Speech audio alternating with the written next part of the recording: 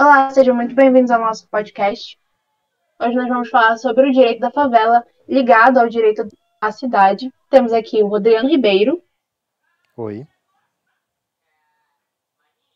Miguel Estevam Oi, boa tarde. e eu, Érica Vieira, apresentadora que vos fala.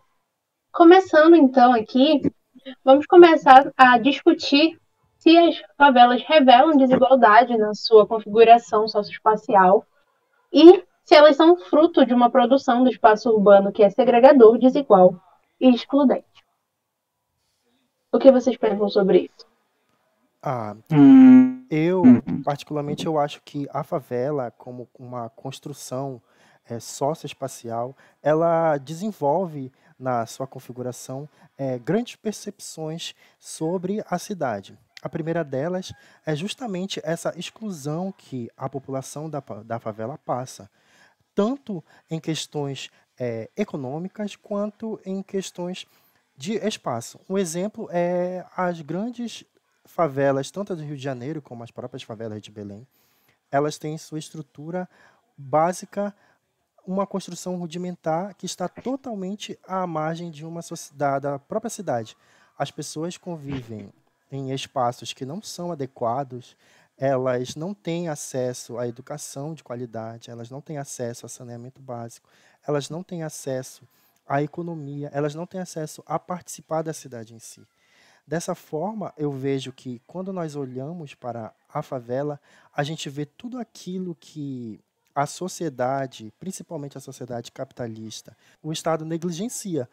Ou seja, quando a gente olha para o centro da cidade, vamos tirar Belém como um exemplo. Quando você olha para o centro de Belém, você vê uma configuração totalmente diferente, uma cidade que ela é priorizada pelo poder público, priorizada pelo poder capital.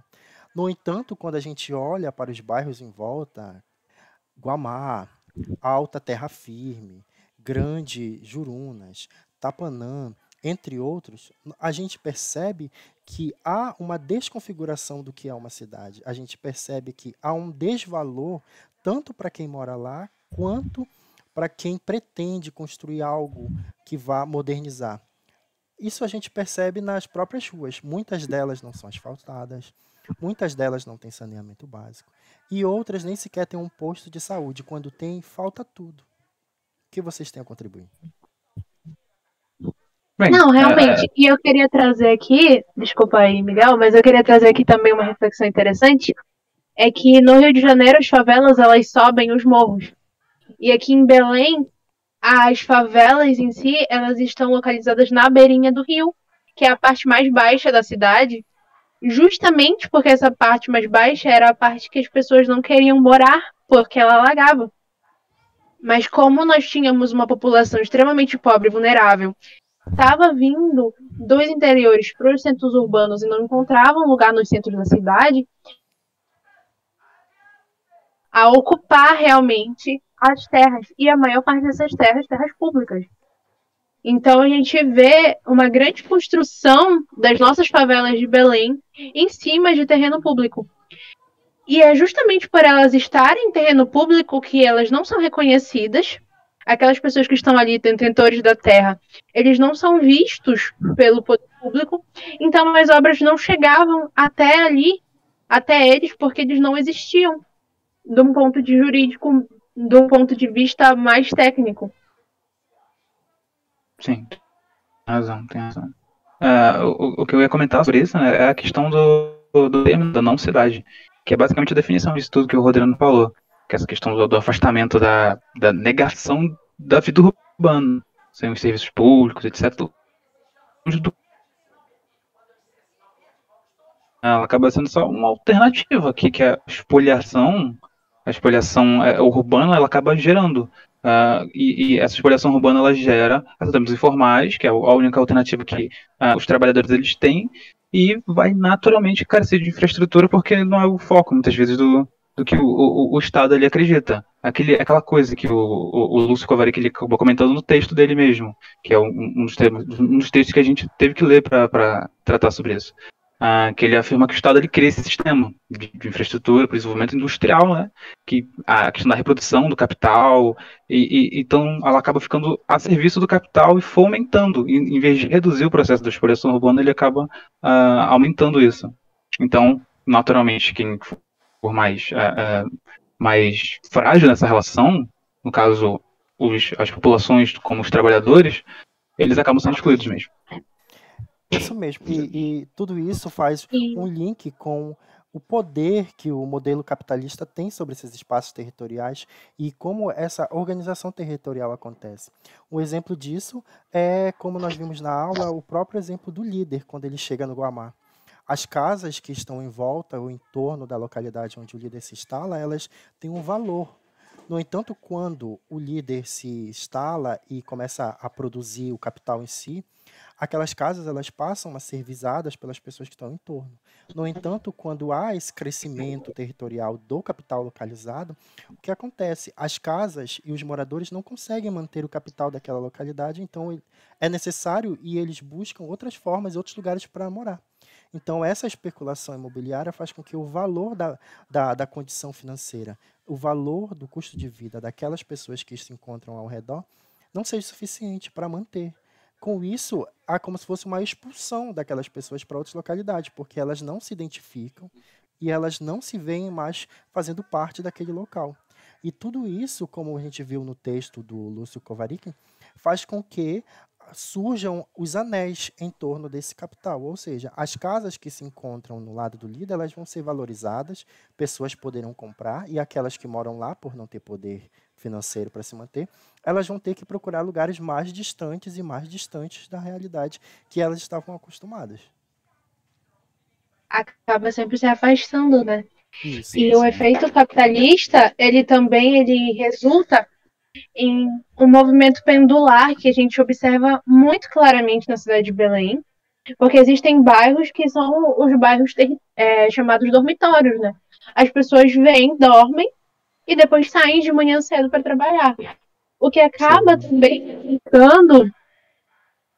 resultando em uma grande superlotação dos transportes públicos, porque as pessoas trabalham longe de onde moram. E o que resulta também em um grande problema na mobilidade urbana. Porque esses trabalhadores eles fazem esse movimento todos os dias, superlotando os ônibus, superlotando as vias, as estradas que já não são adequadas para um grande fluxo de pessoas. E justamente por essas cidades serem dormitórios, elas não têm por si mesma, esses bairros, eles não têm por si mesma autonomia. Eles são extremamente dependentes do centro, justamente onde está ali a produção do capital. Sim. Até aquele termo da gentrificação mesmo, né? É o centro da cidade que é o alvo dos investimentos. Gerar toda a supervalorização daquela área, aumentando os custos de vida.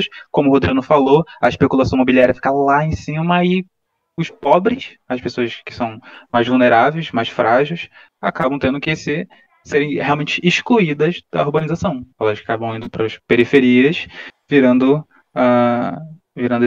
todo esse processo de espoliação urbana. O termo do Kovarik fala, é a espoliação urbana. E isso porque a gente está vendo de um ponto de vista muito mais geral. Porque se a gente for pegar umas parcelas muito mais específicas da população, pessoas que possuem deficiência, idosos, mulheres, crianças, todas essas pessoas elas vão precisar de adaptações da cidade para que elas possam ter uma qualidade de vida melhor. Só que acaba que não acontece isso, né? Isso. E tudo a cidade isso... ela já não é fácil e não é planejada para pessoas que não precisam não possuem necessidades específicas. Imagina para as pessoas que possuem. Isso, e tudo isso recai sobre o Estado, porque ele possui um papel totalmente estratégico na relação desse processo de consolidação desse espaço de vida. Porque, na medida em que o Estado poderia priorizar as questões socioambientais e espaciais daquelas regiões, o que ele mais faz é se preocupar com as regiões que já produzem, as regiões que já são consolidadas, o centro da cidade. Ao invés dele criar políticas públicas que visem e reestruturem e tornem a cidade possível para essas regiões, o acesso à cidade para essas regiões, ao invés disso, ele prioriza aquilo que já está consolidado. Quando você olha para o centro de Belém, a maioria das políticas públicas em relação à infraestrutura, organização e saneamento são todas voltadas para o centro da Grande Belém. Enquanto a moradia, as moradias na cidade, em relação a Tapanã, Terra Firme, Guamá, todas as partes periféricas da cidade, são deixadas de lado. Quando você anda na Estrada Nova, você observa em período de chuva que fica inviável. Aquele canal transborda, não tem como você chegar e ter um acesso adequado. Tudo isso é porque, ao invés do Estado olhar para os problemas que estão em torno da cidade, nas periferias, ele esquece, finge e volta a olhar principalmente para onde é o lucro do capital que vai fornecer melhores condições. Digamos, o voto. O voto, principalmente, ele é uma arma, mas é uma arma que só é usada quando necessária. Quando não é necessária, ela é descarregada e os olhares deixam os olhares deixam de ser direcionados para as regiões periféricas e voltam à normalidade olhando para a região central. Você percebe isso com o 5G. O 5G ele só foi instalado no centro de Belém. Quando ele for chegar nas periferias, já é muito tarde. Tarde mesmo. Tem locais de Belém que não tem nem o 4G. E isso é um papel do Estado. E ele consolida essas regiões deixando de lado. Quando você deixa de lado, as pessoas se conformam. Como elas não têm como sair dali, elas permanecem porque é a única opção obrigatória que elas tiveram. Sim. O que acaba gerando uma exclusão tecnológica que vai fazer com que essas pessoas continuem sempre atrás. E é interessante a gente pensar, nossa, não tem 5G em várias partes de Belém, mas não tem nem asfalto. Isso. Imagina o 5G, quem dirá o 5G? O Estado ele precisa assumir e carregar essa responsabilidade de realmente agir nesses locais a fim de mudar a realidade das pessoas que estão ali, que também são moradores, como tu falaste, eles também são eleitores, são pessoas que precisam de políticas públicas afirmativas, são pessoas que precisam que o Estado se faça presente para que possam ter uma condição melhor de vida. Sim, não é entrando como... Inclusive, eu vou trazer aqui um exemplo, agora que estão sendo construídas as... Perdão, pode continuar. Não para ele entrar como um Estado violento, para expulsar, reprimir, mas um Estado acolhedor que traga soluções, que realmente esteja preocupada com as pessoas que moram ali, que realmente ele esteja visando uma melhora das condições de vida e que ele traga aquela população para a cidade, não afastá-la da cidade, como nós vemos na maioria dos casos. Pode continuar, Érica. Eu ia dar um exemplo positivo, que são as usinas da paz. Sim, sim. Essas usinas, elas são pensadas e elas são criadas a fim de diminuir demandas que estão relacionadas a vários tipos, inclusive de segurança pública. Por isso o nome da paz. A tentativa ali dentro de uma usina é tentar redirecionar uma população que está em uma área desfavorável, e aí nós temos vários territórios que são abrangidos pelas usinas, e essa tentativa é de que você possa redirecionar, principalmente as crianças, porque às vezes as crianças passam muito tempo na rua, e ali dentro da usina elas vão poder aprender o esporte, aprender uma profissão, aprender um instrumento musical. Então, esse tipo de ação é importante para que a gente mude a realidade dos nossos bairros. Mas só essa ação não é suficiente. A gente precisa pensar também em melhorias estruturais. Se a gente pensar no tanto de imóveis que não são regularizados no país, o tanto de pessoas que são apenas ocupantes de um certo local não têm propriedade dentro da nossa cidade de Belém, por exemplo, é assustador. Então, a gente ainda precisa evoluir muito, muito para consolidar realmente o direito à cidade. É um tema que ele não é recente, ele não deveria ser recente, mas as políticas públicas elas acabam sendo, eu diria que insuficientes para o que a gente viu até o momento. Então a luta ela está meio que acontecendo agora. A própria questão da regularização de assentamentos informais, que é um assunto sendo tratado mais atual do que qualquer coisa.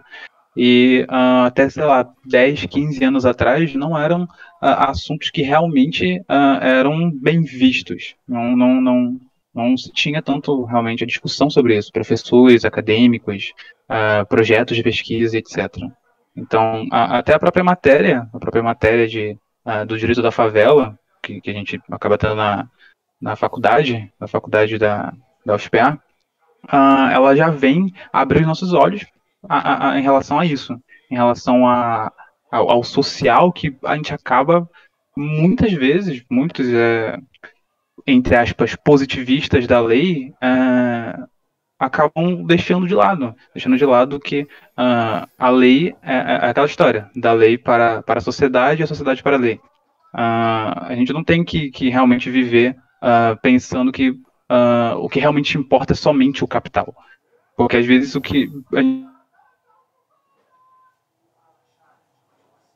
questões de falta de conhecimento, a ignorância política, histórico-social, faz com que a gente pense somente, às vezes, na ciência econômica. E só se limitar à ciência econômica, a gente vai ver que talvez as políticas públicas possam parecer realmente demônios, que só sugam o dinheiro das pessoas, etc. Mas, no final das contas, o objetivo das políticas públicas é exatamente como a usina da paz. É trazer realmente mais o reconhecimento às pessoas, o reconhecimento jurídico, o reconhecimento de afeto, etc. Que é a teoria do Axel Honneth. Então, é um assunto que a gente realmente tem que tratar mais, a gente tem que discutir mais sobre isso e entender realmente o que é a favela. Entender o que são os assentamentos informais, o que é a espoliação urbana e todos esses temas.